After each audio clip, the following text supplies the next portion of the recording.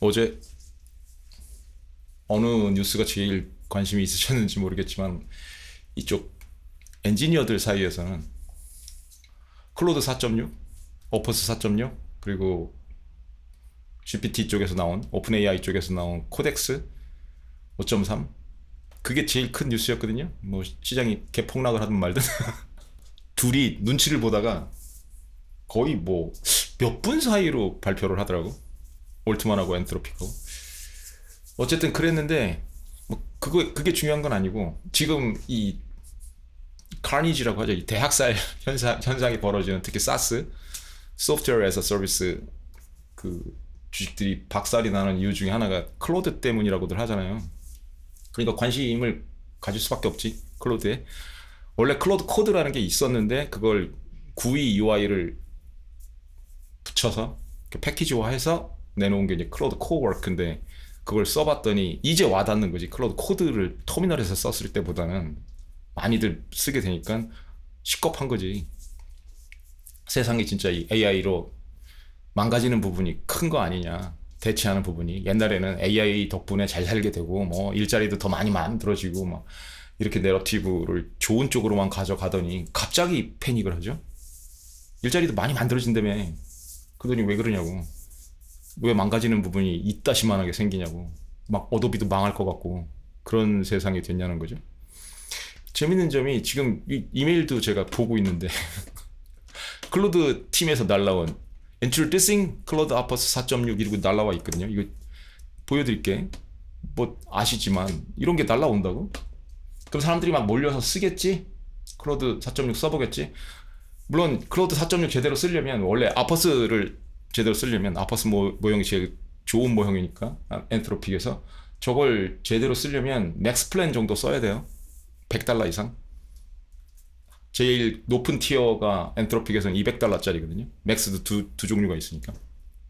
그래야 레일 리밋 안 걸리고 제대로 쓸 수 있는데 어제부터 지금까지 바로 직전까지도 저도 이제 4.6을 쓰고 있는데 월 카운슬의 오퍼스 4.5를 오퍼스 4.6으로 업그레이드를 한 거죠. 어떻게 됐을 것 같아? 벌써 두세 번 다운되고 난리도 아니야. 이게 시사하는 바가 크거든요. 정말 모형을 하루도 다운 안 되고 편하게 쓰는 적은 없어. 꼭 네트워크 에러가 나오고 말썽을 많이 피운다고. 이게 꼭 지금 막 발표했으니까 사람들이 많이 몰려서 그럴 거다. 꼭 그래서만 그런 건 아니야. 실제로 현재 AI 기술이 AI 아키텍처와 인프라가 감당을 못해. 감당을 못하는데 그게 왜 무섭냐면 economies of scale, 규모의 경제가 안 먹힌다는 거야. 과거에는 어떤 비즈니스 혁명이, 테크놀로지컬 혁명이 일어나든 economies of scale이 기본이거든요. 일단 인프라를 깔았어?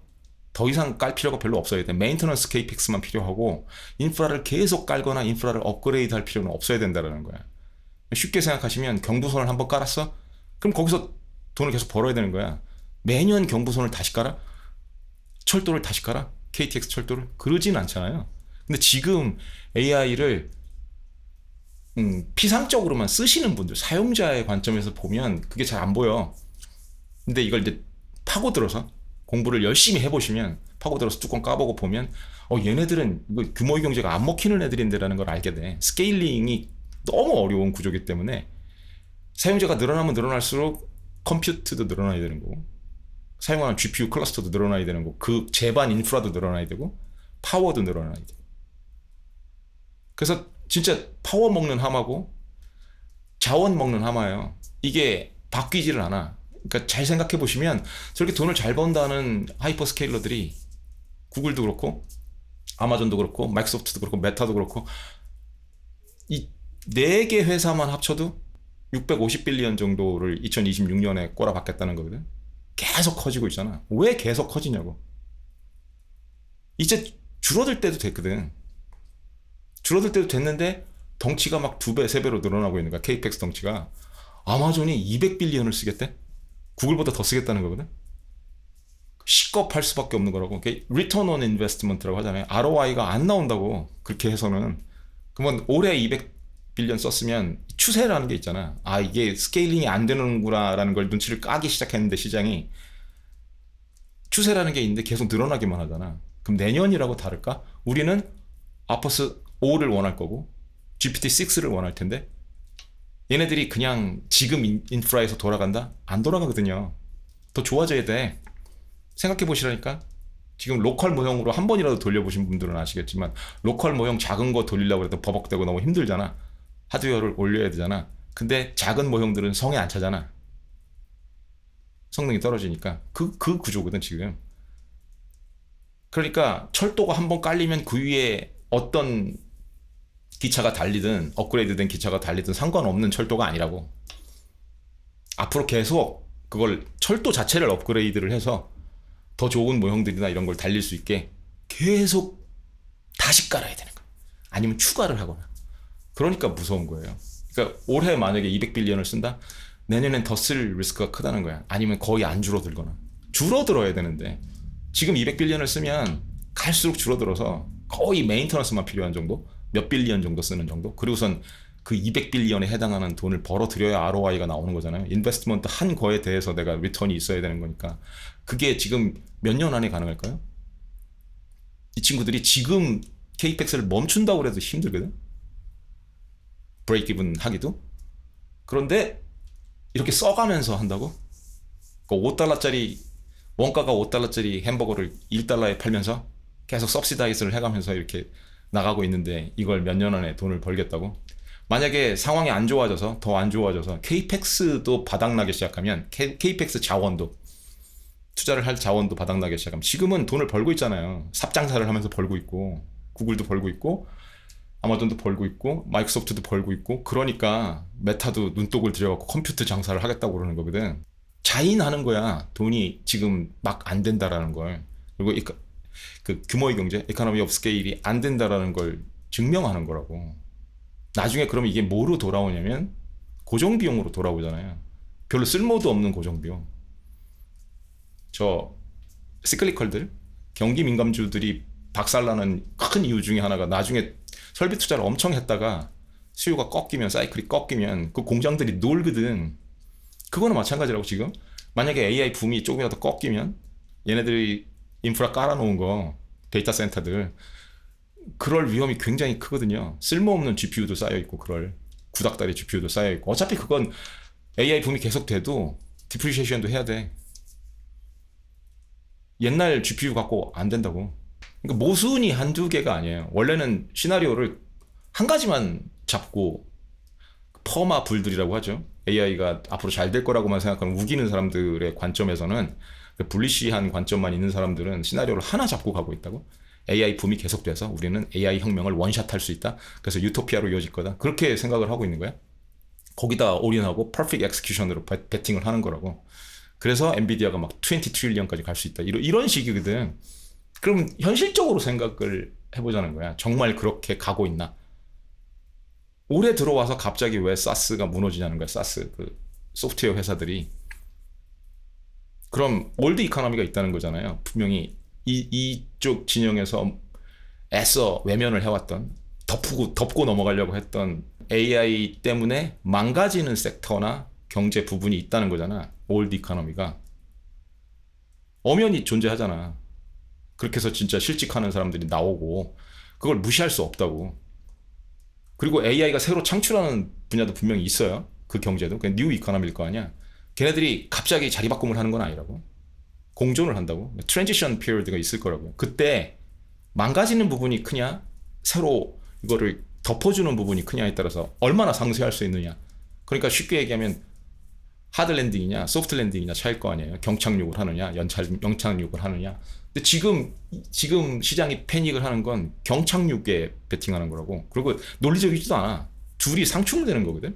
그러니까 지금 시장이 패닉하는 걸 잘 보면 모순이라고. AI CAPEX를 너무 많이 쓴다. 자본 투자를 너무 많이 해서 ROI가 안 나온다라고 걱정을 하는 거면 그 부분하고 AI가 잘 돼서 클로드 같은 애들이 다 뭐 사스 이 소프트웨어 회사들을 대체할 거다. 그건 AI 붐 쪽이잖아요. 두 개를 같이 프라이싱인을 하면서 패닉한다고? 앞뒤가 안 맞잖아. 모순이잖아. 그러니까 AI 어답션이 AI를 받아들이는 게 빨라서 잘 될 거면 KPEX가 정당화되는 거야. 근데 그것도 의심을 하는 거거든. 양쪽 다 의심하는 거거든. 그러니까 시장은 늘 그래. 이 논리적으로 생각하거나 이성적으로 생각하기보다 일단 본능적으로 반응하는 거야. Panic first, logic later 이렇게 하는 거라고. 안 그러면 못 살아남으니까 자라보고 놀란 것은 소뚜껑 보고 놀라는 그런 현상이 많이 벌어지거든요. 논리가 안 맞는데 그때 옵셔널리티가 있는 사람들, 현금 들고 버티던 사람들, 이렇게 좀 진정을 하고 있던 사람들, 이 매니아 속에서 그런 사람들만 이렇게 제대로 볼 수 있어요. 저거 앞뒤가 안 맞잖아. 뻘짓이잖아. 그렇게. 세 번째 시나리오가 있거든. 굉장히 무서운 시나리오. 올드 이코노미가 망가지는 와중에 뉴 이코노미도 별론 거야. 실제로 케이펙스 너무 많이 하고 더 이상 감당이 안 되는 수준까지도 오버빌드를 해서 이 뉴 이코노미도 망가지는 거야. 아니면 따라잡지 못하거나. 그랬을 때는 워스트 케이스 시나리오잖아요. 이 트랜지션 피리어드 사이에서 글로벌 이코노미가 세계 경제가 위험할 거라고. 되게 단순해. 퍼처싱 파워를 생각하시면 돼. 구매력. 경제라고 생각했을 때 딱 그거 보면 그래도 세상이 어떻게 될지 좀 자기 딴에는 깜냥에는 가늠을 해볼 수 있거든. 그러니까 퍼처싱 파워가 줄어든다고 생각하면 된다고. 뭐 어도비 같은 회사가 만약에 망한다? 그럼 어도비 직원들이나 관련된 사람들이 있을 거 아니야. 어도비로 먹고 살던 사람들. 그 사람들이 돈이 어디서 나오냐고. 생활을 어떻게 해? 물건들을 어디서 사? 근데 그 사람들이 누구야? AI 뉴 이코노미의 소비자들이라고. 그 사람들이 돈을 못 쓰면 뉴 이코노미가 굴러가겠냐는 거야. 그러니까 한쪽에서 무너지는 사람들이 있으면 퍼처싱 파워를 깎아먹는 거라고. 이 퍼처싱 파워의 구매력의 총합을 깎아먹는 건데 그걸 빨리 보상을 해줘야 되는데 그 논리가 또 뭐냐면 UBI야. 그러니까 공짜로 놀고 먹을 거라는 거지. 그 논리는 진짜 유토피아거든요. 유토피아는 역사적으로도 그렇고 좋을 게 아니야. 사람들이 놀고 먹는 세상은 정말 좋을 게 아니야. 이걸 꼭 설명이 필요하다면 저도 답이 없어. 설명이 필요하다면 상식적으로 인간이 놀고 먹는다? 토종 비결 생각해 보시면 돼. 이지암이 왜 토종 비결을 뒤죽박죽으로 만들었는지 그 스토리 있잖아요. 그것만 생각해 보셔도 인간들이 어떻게 반응을 하는지 그때 놀고 먹을 수 있는 세상, 자기 미래를 아는 세상, 막 이런 세상이 오면. 근데 그런 세상이 올 거라고 착각들을 하면서 밀어붙이는 거라고. 사실은 보면 만약에 그런 논리대로라면 구매력 신경 쓰지 말라는 거잖아. 근데 왜 리스크 테이킹을 해가면서 주식 투자를 해? 그런 세상이 올 거면? 그럼 나 같으면 안 할 거야. 그냥 나라에서 나 놀고 먹게 해준대. 맨날 돈 나오고 연금 지금 몇 배씩 주고 맨날 걱정 없이 살 수 있고 그런 세상이 온다면 왜 리스크 테이킹을 해가면서 주식 투자를 하냐고. 왜 투자를 하라고 포모를 부추기냐고. Fear of missing out이잖아요. 근데 이번 기회를 놓치면 막 그런 식으로 부추기면서 앞으로 유토피아가 올 거래. 앞뒤가 안 맞는다고. 일도 안 해도 되는 세상, 그런 유토피아가 올 건데 그러니까 지금 당장 투자를 해야 된다고 리스크 테이킹을 해가면서. 왜? 그러니까 이게 지금 혼란스러운 거잖아요. 누구 말도 믿기 어렵고. 투자에서 제일 중요한 부분입니다. 자기가 중심이어야 돼. 아무 말도 믿으면 안 되거든. 누구 말도 안 믿고 내 말을 믿고 내가 머리를 굴려서 나의 티시스가 있어야 되는 거야. 그걸 진화시켜 나가야 되는 거고. 그 투자에서 중요한 건 시장을 맞히고 안 맞히고가 중요한 게 아니고 티시스가 맞고 틀리고도 중요하지 않아요.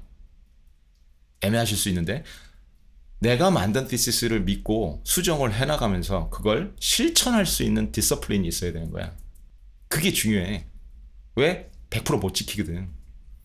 자기 것도 100%못 지키는데 남의 티시스를 베껴서 남의 종목을 베껴서 남의 시각을 베껴서 실천을 하죠.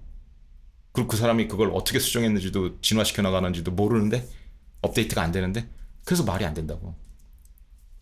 자기 티시스를 만들 수 있는 능력과 업데이트할 수 있는 능력과 그걸 지켜나갈 수 있는 디서플린이 있어야 되는 거예요. 무조건 이래야 한다 저래야 한다가 아니고 그걸 지켜나갈 수 있는 능력. 이거 정말 해보시면 안 쉽습니다.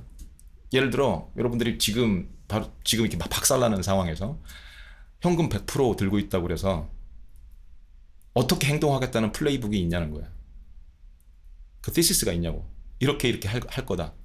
프리커미트먼트를 해놔서 이때 얼마를 디플로이하고 얼마를 디플로이하고 이런 게 플랜이 있냐고. 그게 없잖아? 그럼 그냥 현금 들고만 있다가 끝나. 아니면 조금이라도 입지를 해놨거나 물려있어? 그럼 그냥 하루에도 다 디플로이하고 끝나. 디서플린이 없기 때문에. 왠지 싸 보이고 그리고 시세를 들여다보면 빨려들기 때문에. 그 기준이라는 게 없잖아요. 그걸 지키는 게 정말 어렵거든요. 해보시면 아시지만 정말 어려워. 저도 미리 써놓고 프리커미트먼트를 다 해놨어. 그런데도 조금씩은 벗어나요. 그때그때 상황에 따라서 업데이트를 해야 된다고 또 나를 설득하기 때문에. 그게 굉장히 힘든 거라고. 원래 제 마인드로는 10년을 잡았어. 이번 버블은 무너지면 닷컴 이상이고 GFC 이상일 거다라고 생각했거든. 그러니까 무너져서 앞이 이제 무너졌다라는 사실을 인지하고 모두들 항복하는 시기, 커피츄레이션 하는 시기까지 가려면 최소한 2, 3년은 걸릴 거다. 그게 평균이거든요. 바닥을 찍는 데까지. 그래서 그렇게 믿고 있지만 2, 3년 동안 내가 현금을 100% 들고 있을까? 그거 굉장히 회의적이라고 저도. 그런 상황이 오면 손이 나가서 결국은 fully invested 몰빵을 하는 상황이 안 올 수는 없거든. 언젠가는 몰빵을 하게 되니까. 내가 생각하는 뭐 최후의 보루라고 생각하는 현금은 떼어놓겠지만 그런 상황이 안 올 수가 없어. 근데 그게 나중에 후회하는 상황으로 이어지면 안 되거든. 그게 디서플린이 깨졌다는 거야. 이 부분은 잘 생각을 해보셔야 될 거야. 제가 Let Them Theory라는 책 얘기하잖아요. 그게 그냥 단순하게 까라 그래, 내 멋대로 살 거야, 그런 내용이 아니라고. 되게 상식적이고 과학적이고 수학적인 내용이야. 왜냐면 통제 변수라는 거거든. Let them이라는 건 누가 나한테 뭐라고 하건 그 사람들을 내가 통제할 수는 없어. 통제할 수 없는 변수들이야. 그럼 잠깐만 생각을 해봐도 유일하게 통제할 수 있는 변수는 나거든요.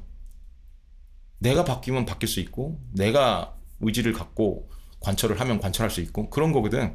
그러면 이 세상에서 정말 내가 컨트롤을 할 수 있는, 조정을 할 수 있는 존재는 나뿐이라고. 내가 상대를 어떻게 보든 그 사람은 내가 통제가 안 돼.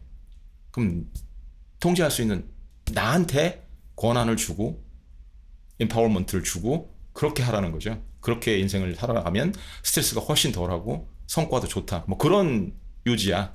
그래서 그런 결정 상황, 막 짜증나는 상황, 이런 상황이 왔을 때도 let them 이라고 한번 외치고 let me empower를 하고 그러고 하라는 거거든. 근데 잘 생각해 보시면 또 내가 그럴 수 있는 존재냐는 거야. 내 인생을 끌어갈 수 있는 존재냐. 그게 디스플린이라고. 그게 자기가 성장이 돼 있느냐, 그만큼 성장할 수 있는 존재냐. 그렇게 만들어 가야 되는 거야. 나를 그런 존재로. 내가 나 스스로 믿을 수 있는 존재일 때까지.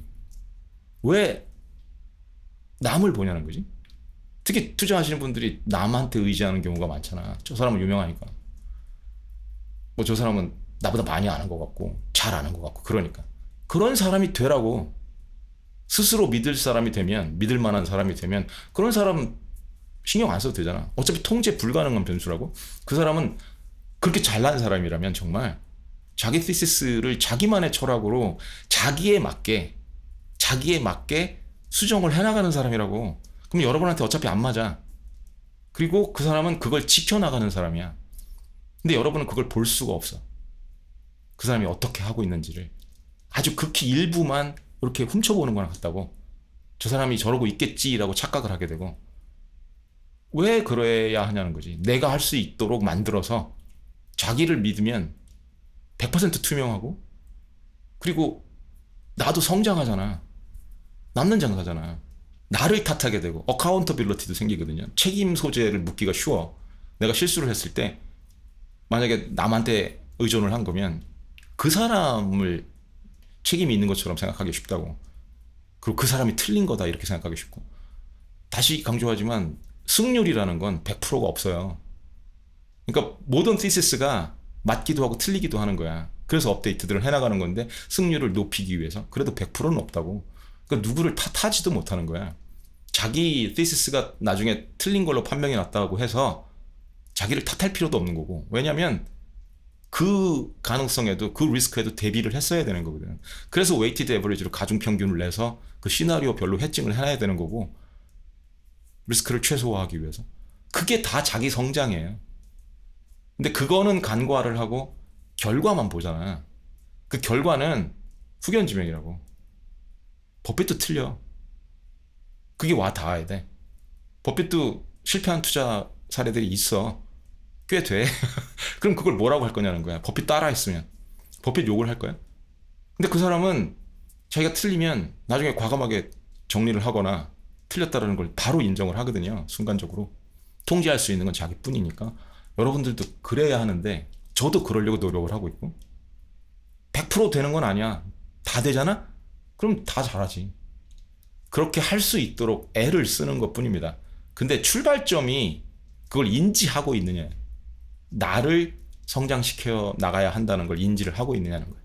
아니면 결과만 보고 이번엔 벌어야 된다. 이번에 수익률 이만큼 내야 된다. 이거에만 목숨을 걸고 남을 베껴가면서 그렇게 투자를 하고 있느냐. 그럼 한 2, 3년 후를 생각해봐. 그게 ROI가 나오겠냐고. Return on Investment 나오겠어? 자기한테 투자를 안 했는데. 그게 안타까운 거라고요. 그러니까 깨지잖아. 시장에서. 박살이 나잖아. 스카 티슈가 생겨야 돼. 스카 티슈가 생기는 사람은 누구다? 참전을 한 사람들이야. 밖에서 이렇게 구경한 사람들이 아니고. 근데 그 참전을 한다는 것도 자기 티시스를 가지고 참전을 한 거여야 돼. 자기 무기를 들고 고래버스를 타는 게 아니고. 그럼 내가 안 싸워봤기 때문에 혼자 싸울 수가 없다고 나중에. 이런 얘기는 사실은 몇 마디만 해도 삘이 오실 거야. 그게 또 준비된 분들만 알아들으실 거고 한두 번 당해보신 분들 그런 분들만 알아들으실 거고. 그러니까 이 정도만 해도 굉장히 길게 잔소리를 한 건데 저도 자유롭지 못했다고요. 과거에 그런 시기가 있었고 지금도 100% 그럴 수 있다고 생각은 안 하는데 그래도 장점이라고 생각하는 게 저는 그런 시기를 많이 겪었기 때문에 꽤 오래 전에 독고다이 홀로서기를 했다고. 근데 한번 해보면 성장하는 게 느껴져. 팍팍팍 늘어나는 게. 그걸 느껴야 되거든. 한 번이라도 제대로 느끼면 let them 하게 돼. 남 눈치를 볼 필요도 없고 남에 의존할 필요도 없고. 그런다고 해서 자만하라는 게 아니야. 내가 더 잘한다 막 이러는 개념이 아니라고. 나를 성장시켜 나간다라는 그 맛이야. 내가 성장하고 있다. 이런 지금 상황이 벌어져도 하루하루 성장하고 있냐는 거지.